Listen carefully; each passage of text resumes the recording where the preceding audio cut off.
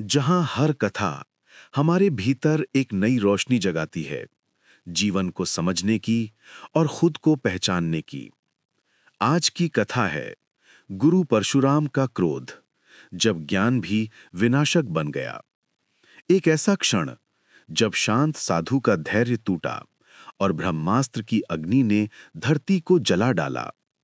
एक ऐसी कथा जो बताती है कि जब गर्व ज्ञान से मिल जाता है तो इंसान ऋषि होते हुए भी राक्षस बन जाता है, और जब क्रोध नियंत्रण से बाहर हो जाए तो ज्ञान भी एक घातक हथियार बन जाता है।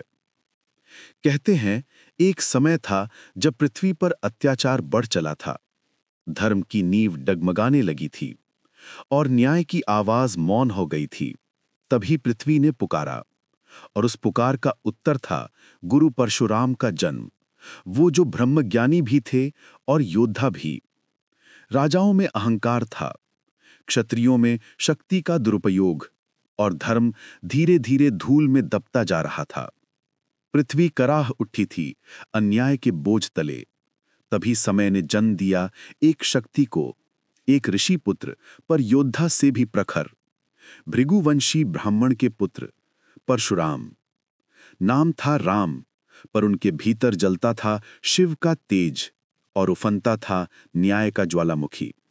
वो शांत भी थे पर विनाश का कारण भी, ज्ञान के धनी पर क्रोध के प्रतीक भी।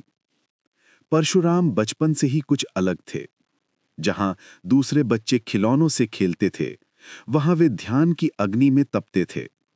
जहां लोग अन्याय देखकर मौन रह जाते थे, वहां ये बालक निर्भय होकर सत्य के पक्ष में खड़ा हो जाता था।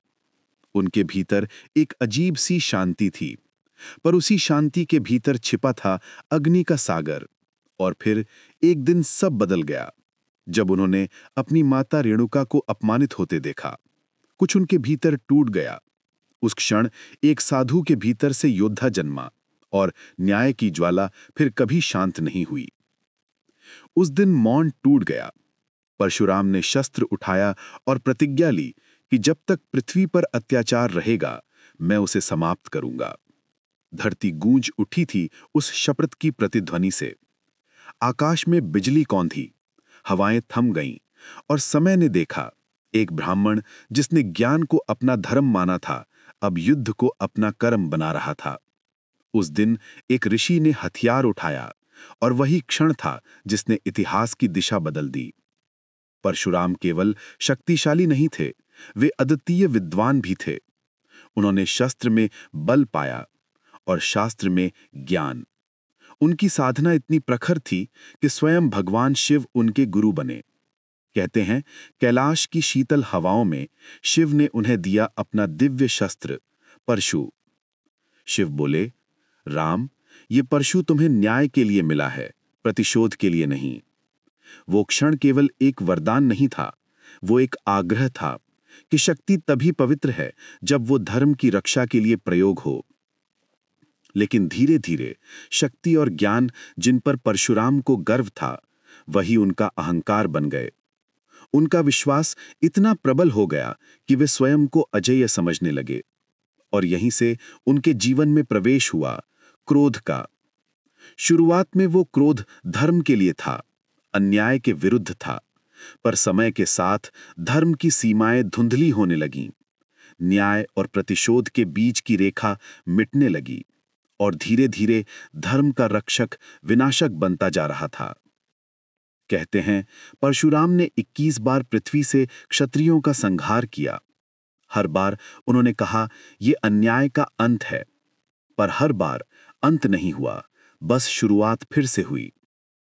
हर युद्ध के बाद उनकी आंखों में जीत नहीं, एक शून्यता थी, क्योंकि समय ने उन्हें सिखा दिया था कि क्रोध से कभी न्याय नहीं होता, केवल विनाश होता है।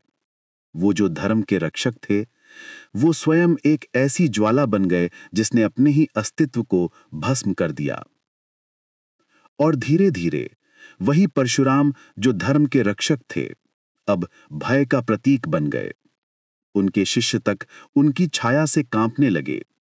उनकी नजरों में हर योद्धा अपराधी था, हर तलवार अन्याय का प्रतीक। और इसी अंधे क्रोध में उन्होंने खो दिया वो जो सबसे मूल्यवान था, करुणा। वो करुणा जो किसी ऋषि का सबसे बड़ा बल होती है, वो करुणा जो उन्हें मानव बनाती है।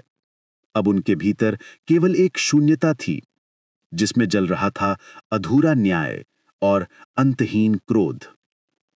समय बीतता गया, युद्धों की गूंज शांत हो चुकी थी, पर परशुराम के भीतर का तूफान अब भी थमा नहीं था।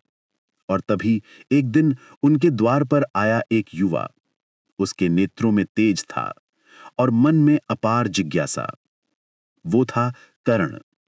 उसने कहा, गुरुदेव, मैं भी ब्राह्मण पुत्र हूं, मुझे ज्ञान दीजिए। परशुराम ने उस युवा की निष्ठा देखी, उसकी विनम्रता में सत्य की झलक पाई और उसे शिष्य बना लिया।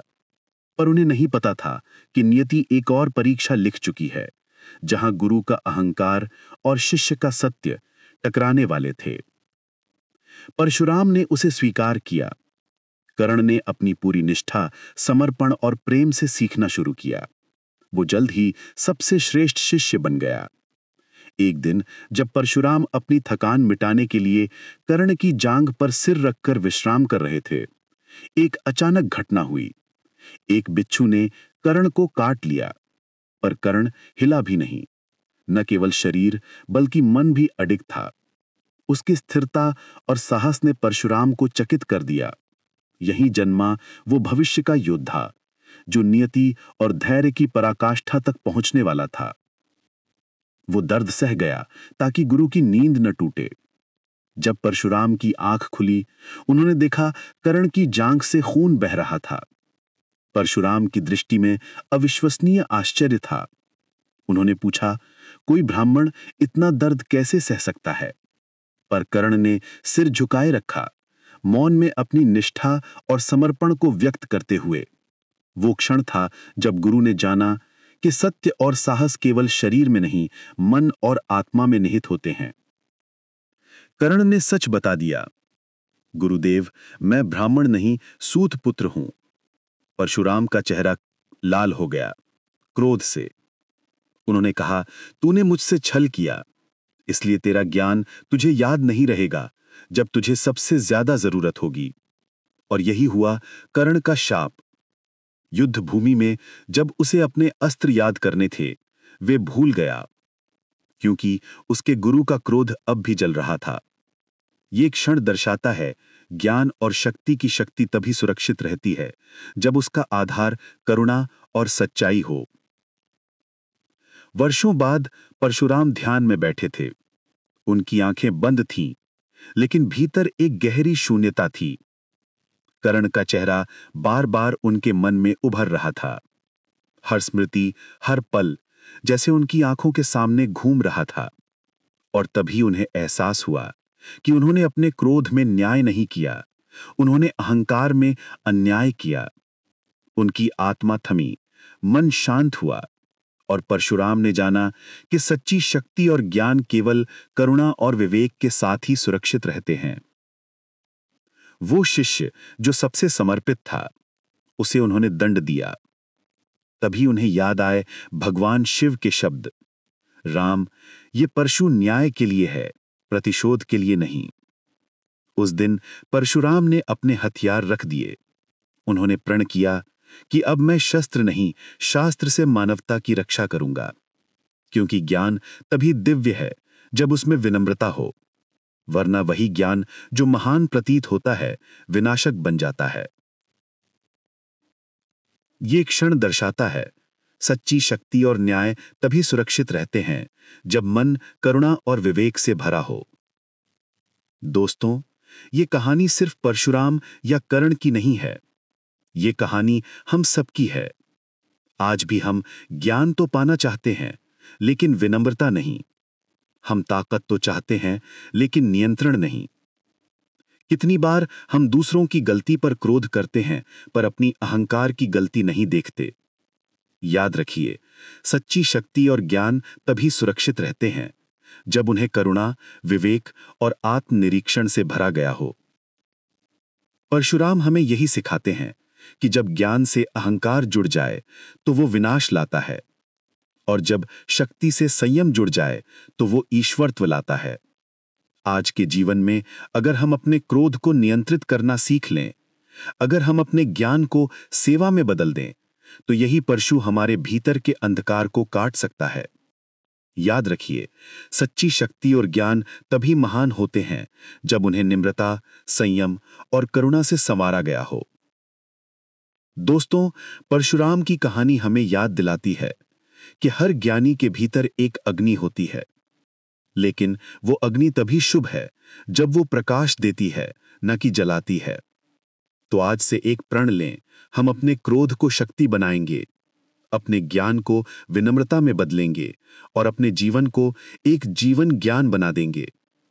याद रखिए, सच्ची शक्ति और ज्ञान तभी महान होते हैं जब वो सेवा, करुणा और विवेक के साथ हों।